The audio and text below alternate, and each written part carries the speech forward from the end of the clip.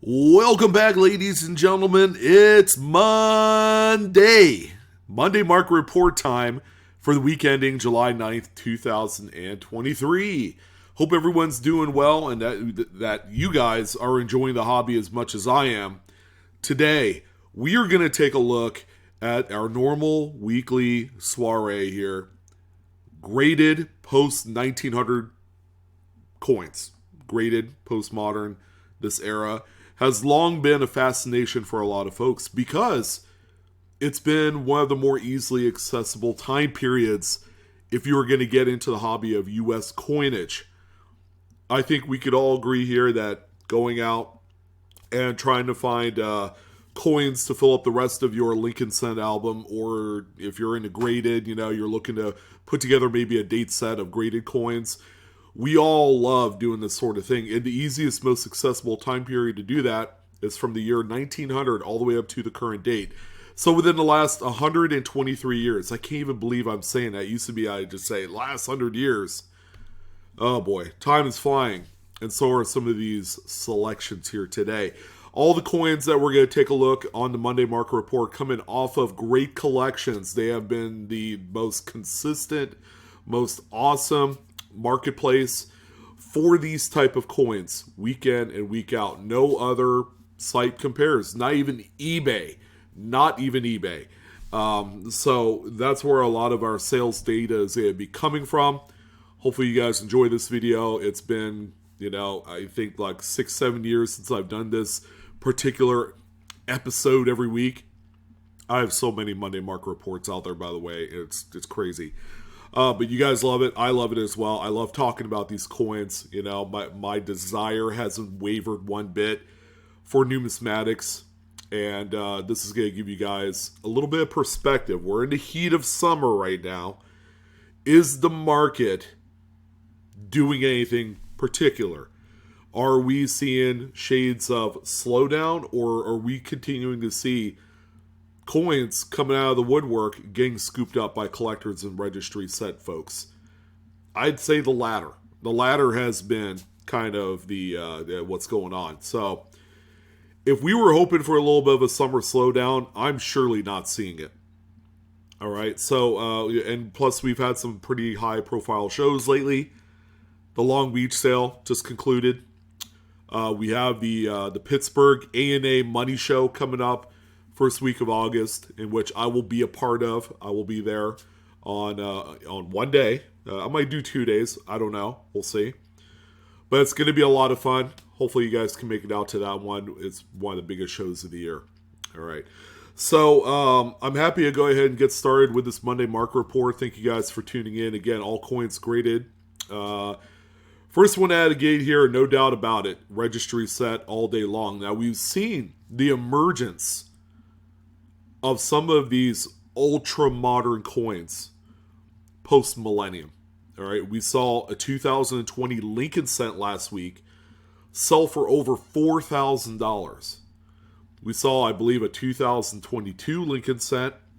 We've seen a myriad of other 2000s dated coins, primarily Lincoln Cents, because it's the hottest registry set going on right now. Everything has been overachieving here in the heat of summer. Okay, and we have another one here today, just 2008 Denver, making the list. PCGS gave this one a Mid-State 68 red. I'm not disputing it all. It's a very, very clean example that is devoid of any distracting marks. All right, which will normally take away from that grade point average. So obviously, if you guys are sitting there in your easy chair thinking, I have a coin that looks as good, if not better than this one, I mean, you could send it out, but I'm telling you guys, okay, because I have fallen hard into this rabbit hole myself of grading these ultra moderns that I'm telling you, sometimes it's not all that it's cracked up to be. You gotta let you just sit idly by while other people spend thousands of dollars in submission fees through PCGS and NGC. But when one pops, guys, I love talking about it. And I think I get more of a natural high doing that than I am actually finding the coins and grading them myself. It just seems more natural that way. So this one right here, obviously it's the top of its class. It's the finest grade possible. Sold for $3,263.62. And that's some of the crazy lengths that some of these registry set participants go through to obtain a coin that's 15 years old. It's unfathomable to even say this right now. The coin is a teenager, for crying out loud, and it sold for over $3,000. Who would have thought?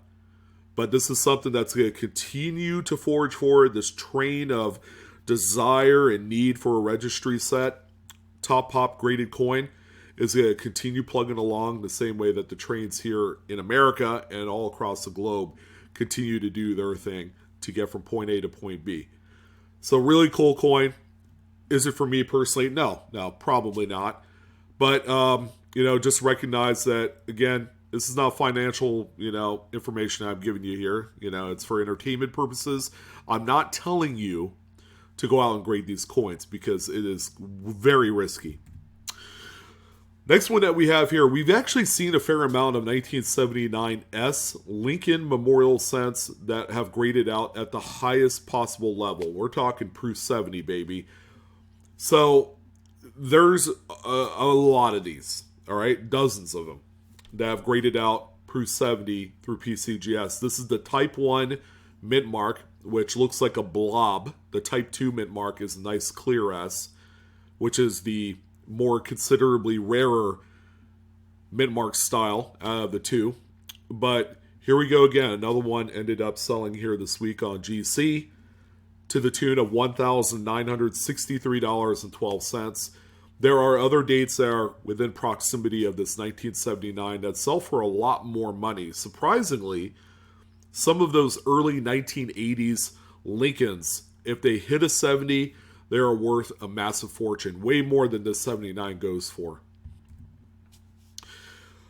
More registry set, guys. 1970D Lincoln Memorial Cent. This is just another high-grade specimen. I would imagine is probably top of its class as well in the population reports. This one is a PCGS Mid-State 67 plus red. Okay, that's kind of the grade you need to be at in 60s and 70s Lincoln cents because the quality was just dog meat during its day.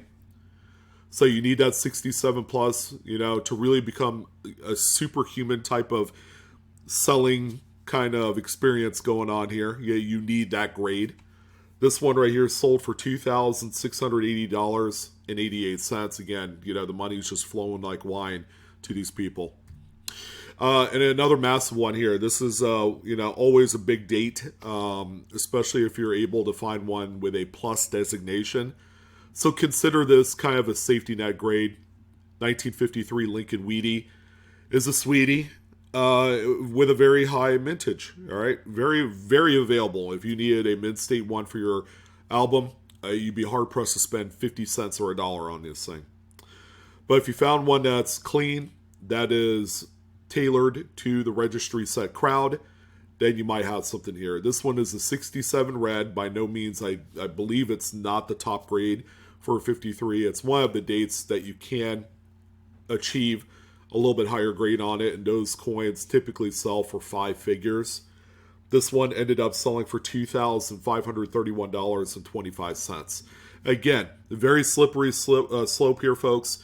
If you have a coin that you think and feel is better than this one, just keep in mind, it's $30, $35, $40 a pop every time you send this in. And if it grades out the highest grade, PCGS will charge you the higher amount based off of its evaluated PCGS price guide value.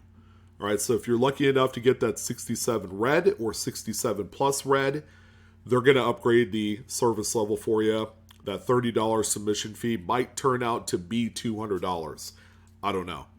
So just keep that in mind. It's very expensive to dip your toe into this side of the pool. Steel cents, always going to be popular. And we continuously see some really nice high-graded examples. But where you kind of need to be grade-wise has to be 68. Ideally, you need the CAC sticker. But considering that the CAC company that usually puts these on here, they they actually are doing their own grading. There are actually sample slabs of CAC grading out there currently. So you guys need to know about this. They are transitioning over. I don't think they're going to be doing any more of the green beans like they are on PCGS or NGC graded coins. So just wanted to let you guys know that. So availability to do this service is very limited, if not non-existent today. You're just kind of stuck with what's available out in the marketplace with a existing CAC green or gold sticker on there. But we can't deny that Steel Cents are a great one-shot. They're a perennial all-star. They're a favorite among investors, collectors, registry sets. These have a long, wide range of appeal, and because of that, these things sell really well anytime one pops up in the 68. This one ended up selling for $4,725, and that brings a smile to my face because I feel like that number is worth it for a top pop graded steel cent, and that's a number that I would feel that over time will just continuously balloon out, to $5,000, $6,000, $7,000, if not higher. By the way, 68 I do not believe is the top grade. There are 68 pluses that generally command 5 figures. And speaking close to 5 figures, who would ever think that a 1940S Lincoln wheat cent would fit the bill? But this one sure does. PCGS Mid-State 68 red, just a really beautiful looking registry set coin. This one sold for $9,956.25, one of the big bombs of the week. Rest assured that these are really tough to grade at this level. It's damn near perfection, all right? And you need to be sure that you have one that fits that need. And I believe this is the last 1 cent denom coin on our list today. How about 1909S? But not just any 1909S. This one does not have the VDB initials on the reverse. There was one that sold for a considerable amount of money this week, but, it's almost a foregone conclusion that the VDB version of this coin is marbles. It's jackpot. It's money. All right. The 1909S, however, in a certain type of grade hierarchy, in this case, it's a 67 red brown. All right. So it's got a little bit of oxidized patina on there. Even has a little bit of wood graining kind of appeal to it. A very beautiful, very sexy coin. This would be a great coin to have. But would you believe that this one hammered at $7,875, putting it within territory to a lot of, kind of like mid-state 64 or 65 VDB coins at the same date and mint mark. It's just wild to me. But when we're up to this kind of numerical grade level, that kind of ratchets up the demand and just the allure of such coins. And do not sleep on the first 20 to 30 years of the Lincoln Cent series. They are blockbuster coins in mid-state condition. All right, so we actually had a very surprising level of Jefferson nickels. Okay, one of them particularly stands out above the rest. I would say it's probably the gem of the whole MMR this week. 1977D, again, kind of a tough date, as far as getting that full step designation. But not impossible, all right? This is not one of those impossible, like, mid-60s, late 60s coins here. PCGS gave this one a mid-state 67 full stepper, all right? It probably looks okay. Probably looks better in hand. This one sold for $2,594.25. Again, full step, registry set collectors are as fanatical as the ones that collect into the full red Lincolns. So I want you to keep that in mind.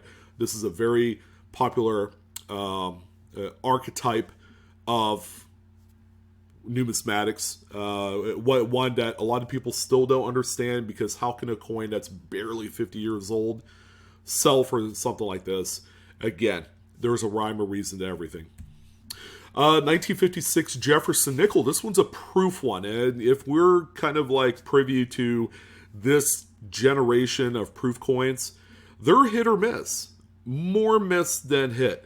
Less than 1% of the entire run of most of these 1950s and early 60s nickels have some sort of cameo frost. Okay, deep cameo gets you all the money. Cameo kind of like makes you famous, but you know there are famous people that don't make as much money in Hollywood as there are, you know, the other.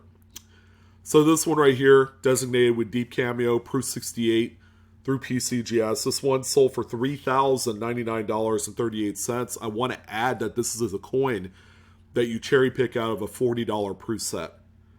So if you know of someone that has a number of these, whether it's a coin shop or a dealer or whatever, you can cherry pick them without feeling obligated to spend that 40 to 50 bucks for the proof set. And if you could see it with your naked eye, it's really easy to do, by the way. It's going to have the deep, dark, black mirrored fields that are offset against the frosty white devices of the coin. Then you are striking gold there. And here it is, ladies and gentlemen. Very seldom do we ever see a full steps 53S nickel. This is one of those rare instances where kind of like the sun, stars, and moon are all in perfect alignment. And again, I think the last time we saw a 53S full stepper, it was probably a year or two ago, and it's not even a 65 plus. That one was probably a 64, which there are a few of.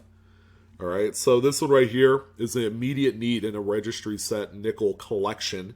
This one sold for $13,112.86. Again, the steps look a little bit questionable here. It looks like it appears, and we're using the photos provided in the original Great Collections listing, that I would say it's questionable. But it could be completely different in hand. I know graders might give a very little smidge of consideration for a coin if it's close, especially a rarity. I don't know how it works. I don't want to rock the boat too much about that. It can be highly controversial to talk more into that. But I wanted to let you guys know this is a one-shot rarity that we see once in the blue moon that ended up selling here over the weekend. Buffalo Nickels, we got a few of them, both very nice coins. I'm not nearly as excited with the ones that I did choose for you this week, but they were the ones that did exist and pop up that are notable. How about 29D NGC graded Mint State 66 plus? It looks good, all right? I mean, you know, the luster is fine on here. It's not like mid-20s, okay? We got one of those coming up. But this one managed to squeeze out $1,969.88. And, yeah, I mean, not even the top grade. Again, this is more of a safety net type deal here. Probably for a registry set, but more of a place marker coin than actually the big top profile date for this one. And here it is. Yeah, this is I mean, you know, a 27S. This is a really tough date. So this says a lot when a mid-state 62 graded example through NGC pops up on my radar. But it does. It's worth mentioning. This thing that doesn't look lustrous or mid-state at all. But that was kind of the quality that did come out of the mint during the late teens and into the 20s. Okay, and because of that, there are certain coins that are just a lot more desirable in any mid-state condition. This is one of them right here that ended up selling for $1,377 just for a mid-state 62 version. You could almost imagine how much something like this would be in a 66 slab, for crying out loud. The thing would be monstrous. And of course, you know, I always tell folks, you know, cherry pick your varieties in Buffalo Nickels. There's a lot of them. Two feathers. There's this overdate here, the 1918 over 7 Denver, which is highly identifiable and grades as low as like good 6, I would say, as long as you have a partial date on there. Three-legged buffaloes from what, 36D, 37D are two big ones. The 36D is a 3.5 legger, I believe. But there's just a bunch of them. Bunch of RPMs, bunch of double dies, 1930 double dies, you know, things like that. But this one right here is a very important coin across all grade levels because it fits a myriad of different budgets, okay? Except for the ones that only have like $50 to spend on a coin like this. That's basically not going to happen. But even an acid date one, those sell for a few $100s. So sorry about that. This one right here sold for $1,643.62. Guys, a VG10. This thing has seen plenty of activity. It's not the most gorgeous example, but it is indeed the overdate. Dimes, we have a few. This one right here, we know why it's here because of the toning and the unbelievable high grade. This thing is just caked with years and decades of just toning. 1955D, a little bit lower mintage, but these were preserved at the highest grade level. People knew this was a low mintage even before it released. Mid-State 68 with a full torch. It's got that heavy strike on the reverse through NGC. This one sold for $2,418.75. Even a coin with as deep dark of a toning as this one exhibits, it's still going to be desired because it's the original skin to the coin over the course of the last 70 years. Few Mercs as well. 1942S, not too bad here. Always a tough date because of the San Francisco Mint pedigree. Tough to find one with a full strike, but this one certainly hits spades. Mid-State 67 plus, full bands, CAC certified. This one sold for $1,800, money in the bank. 27S. Now we're getting into some progressively tough dates here. Again, the numerical grade kind of like tells a story here. This is a Mid-State 64 full bands. It's an old green holder, probably from about 20-25 years ago.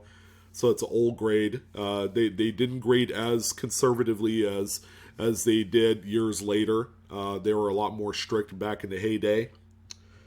So this one ended up selling, even in a 64, very desired, $5,568.75. Just really nice coin here.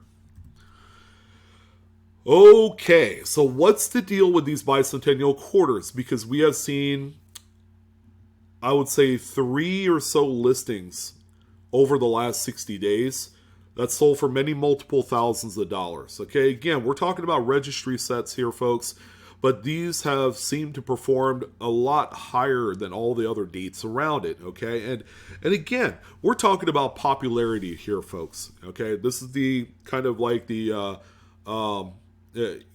homecoming king right here is what this coin is. So, you know, you have your 1977s, your 70, I was going to say 75, silly, but they didn't make quarters in 75. 74s. These were all the plebeians, you know, out on the floor, you know, watching the announcement as, you know, Joe Cool ended up with the homecoming crown. And that's what this coin is. So it's a Mid-State 68. That's kind of like the do or die grade for this kind of coin here. And because of that, these top graded specimens have been knocking it out of the park on the secondary market. This one sold for $3,494.25. Just a few bucks shy from $3,500. Again, another big one off the list. I would have a feeling we'll probably end up seeing a P or another D minted coin in a 68 sell in the future. Okay, I'm just speculating because we've seen like 3 or 4 of them here lately. 52 Denver, Washington quarter. Okay, again, the toning really captivates this one and puts this one into a completely different level. NGC graded this one Mid-State 68. Of course, you know, everything combined here with a high grade and the toning. You have something that's going to be an overperforming coin in the market, as this one is. I mean, $5,175 was the final sale price on this quarter. Yeah, I mean, you know, how does something like that happen? You know, for a date that is actually incredibly common out there. Again, we're talking about 2 of the perfect worlds colliding here with that toning and that high grade. Just a very pretty coin, very clean. And the final one we're talking about today, we gotta talk about standing lib because these are my jam right here. 1928S. Wow. Great looking coin. Blast white. This is kind of like what I like here. I love the blast whiteys. Mid-State 67. Full head designation. So it's got the ear hole and the hair detail and all that great stuff. You can see the rivets on the shield pretty well. Great looking coin. I mean, SLQs are part of the, you know, the top 4 crowning coin designs along with mercury dimes, walking libs, things like that, buffalo nickels. This one sold for $4,317.75. Just a really amazing coin to kind of end things here on this MMR. But that's it, guys. First 10 days in the books of the month of July. We are plugging along here in the summertime, and I hope you guys had a wonderful time on this video. I'm your host, Sean, with Blue Ridge Silverhound. Don't forget to like, share, and subscribe if you enjoyed today's content and the video itself and my channel and everything else. I certainly do appreciate all the views and support. I want you guys to have a fantastic week. Go get them. Enjoy the hobby. You may not necessarily have to enjoy the hobby from a registry set standpoint, but just enjoy it from any budget level that you so choose, because it's great to be in. That provides a lot of equity over time. But that's it. I'm out of here. You guys take care. I shall see you on the next coin video. So long.